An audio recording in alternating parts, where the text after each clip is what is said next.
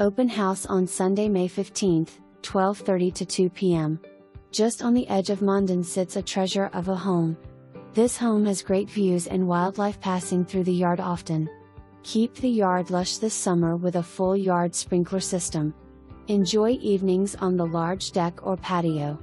This one-owner home was built in 1997. The kitchen is large with well-built cabinetry and has many pull-out shelves. The main floor features a living room, dining area, full bathroom, and 2 bedrooms.